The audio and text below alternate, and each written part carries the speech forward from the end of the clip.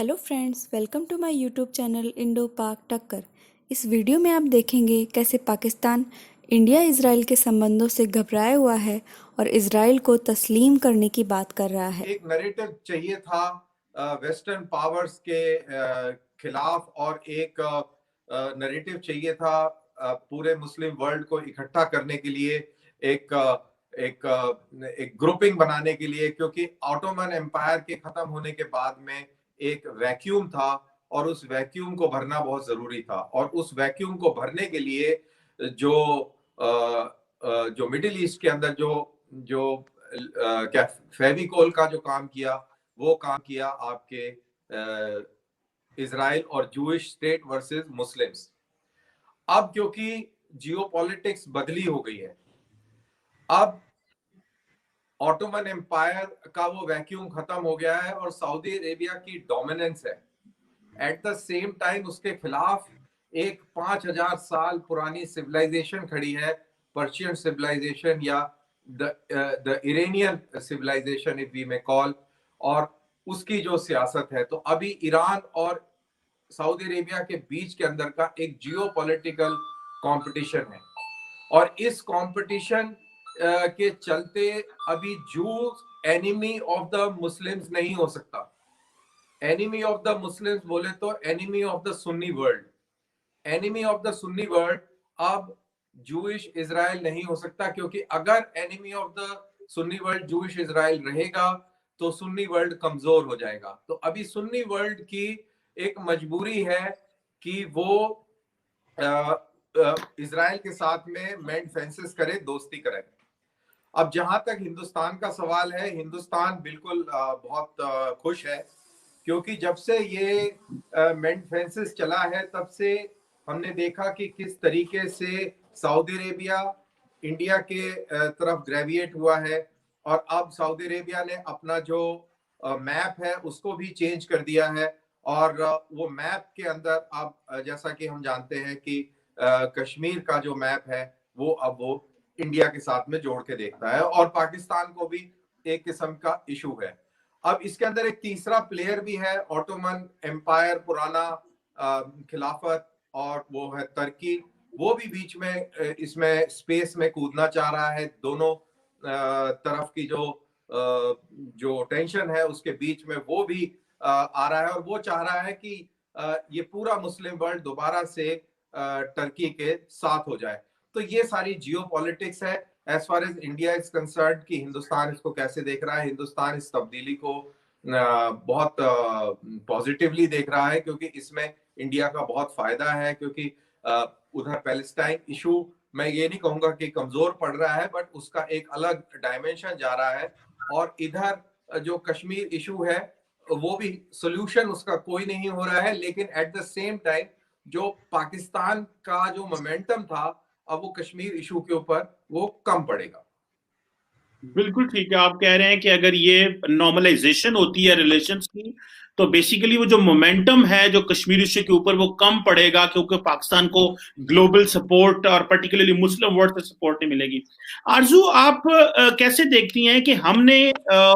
ये जो अरब Israel conflict है इसको हमने मजहबी लेंस से देखा, रिलीजियस लेंस से देखा, और हमने इसको जो है वो जूइश और मुस्लिम कॉन्फ्लिक्ट बना दिया। और पाकिस्तान में भी आपको पता है कि एक बड़े ज्यादा सेंटिमेंट्स हैं। इंडिया हमारा जो है वो जो भी हुआ हमारी हिस्ट्री को अच्छी नहीं है, लेकिन इसराइल के साथ हम बात करने को तैयार नहीं है। तो आप क्या समझती हैं कि क्या ये पाकिस्तान को सोचना चाहिए कि अब वो जो इसराइल के साथ नॉर्मलाइजेशन ऑफ रिलेशंस होनी चाहिए, या आपका क्या इसमें व्यू है? जी बिल्कुल चीमा साहब, मेरे ख्याल से पाकिस्तान के टर्म्स होने चाहिए, पाकिस्तान के रिलेशंस होने चाहिए इसराइल से। आप अगर सऊदी अरब को देखें तो सऊदी अरब ने बहुत कुछ चेंज किया है अपने अंदर। पहले वहां पे औरतें ड्राइव नहीं कर सकती थी, वहां पे बहुत सी चीजें ऐसी थी जो नहीं थी, लेकिन अब फीमेल जो है ड्राइव भी कर रही हैं। वहां पे बहुत सारे मैंने सुना है कि पब भी खुले हैं। आई डोंट नो कि किस हद तक सही है, लेकिन बहुत उन्होंने अपने आप को बदला है ताकि बाकी दुनिया के साथ चल सके। तो पाकिस्तान को भी इस बारे में सोचना पड़ेगा और अपने आप को चेंज करना होगा ताकि बाकी दुनिया के साथ चल सके। हम हर जगह पे मजहब, हर जगह पे रिलीजन ला के बाकी दुनिया का मुकाबला नहीं कर सकते जी के लिए और कई चीजों के लिए जो है वो वेस्टर्न वर्ल्ड की जरूरत होती है और इस चीज में भारत हमेशा से आगे रहा है वो किसी के साथ भी भारत के टर्म्स जो है वो रिलीजन की बेस पे नहीं हुए हैं कि जी इजराइल में या यूरोप में कोई अगर हिंदू है तो फिर हम बात करेंगे वरना नहीं करेंगे या अगर कुछ इस तरह की बात है जो कि हमारे यहाँ बहुत ज्यादा है और कंट्रीज भी हैं मुस्लिम कंट्रीज बहुत सारी हैं लेकिन हर किसी का दर्द पाकिस्तान को ही क्यों उठता है हम अपना क्यों नहीं सोचते सबसे पहले हमें अपना सोचना पड़ेगा और अब बहुत दुनिया आगे चली गई है हमें इजराइल को तस्लीम करना चाहिए और करना पड़ेगा चाहे वो कैसी भी हो छोटी सी कंट्री है लेकिन बहुत स्ट्रांग है और बड़ी बड़ी कंट्रियों से ज्यादा स्ट्रांग है इसराइल और मैं नहीं समझती कि इसमें किसी किस्म का कोई प्रॉब्लम होना चाहिए पाकिस्तान को क्योंकि फाइनली जब सऊदी अरब कोई चीज करता है तो पाकिस्तान को करनी ही होती है आज करे कल करे परसों तो पाकिस्तान को फॉलो तो करना पड़ेगा जो भी सऊदी अरब करेगा अच्छा, आप समझती हैं कि पाकिस्तान को एक्सेप्ट करना चाहिए और मजहब को हर जगह नहीं लेके आना चाहिए, लेकिन जारी बात है ये आपका अपना व्यू, क्योंकि बहुत सारे लोग जो हैं वो इसमें समझते हैं कि मजहब बड़ी जो है वो पाकिस्तान मजहब के नाम पे बना और जो चीजें यहाँ पे वो बहुत ज्यादा मजहबी लेंस से देखी जाती हैं। कल साहब, आप क्या समझते हैं कि जो मिडिल ईस्ट में जो तब्दीलियां आ रही हैं, खासकर यूएई ने एक्सेप्ट कर लिया या सऊदी अरब जो आगे जा रहा है, जीसीसी रिवाइज कर रहा है, आप क्या समझते हैं इसको कि क्या ये कमजोरी है अरबों की, या ये समझते हैं कि अमेरिकन और इस्राएली लॉबी बड़ी स्ट्रांग हो चुकी है खित्ते के अंदर, या आप समझते हैं कि जो अरब्स है वो समझते हैं कि जो हमें एक सिक्योरिटी चाहिए और वो सिक्योरिटी शायद अमेरिकन एंड इस्राइल अच्छी दे सकते हैं अगेंस्ट ईरान। आप इसको कैसे लेंस से देखते हैं एज ए स्ट्रेटेजिक एक्सपर्ट इस हवाले से? देखिए, मेरे को ऐसा लगता है कि अरब्स जो हैं वो बहुत ही स्मार्ट लोग हैं, वो लोग सेल्फ कॉन्फिडेंट लोग हैं, उनको किसी प्रकार की इनसिक्योरिटी नहीं है। और चीमा साहब और आरजू जी, मैं आपको यहाँ बताऊं कि ये मैं क्यों कह रहा हूँ। मैं इसलिए कह रहा हूँ क्योंकि मैं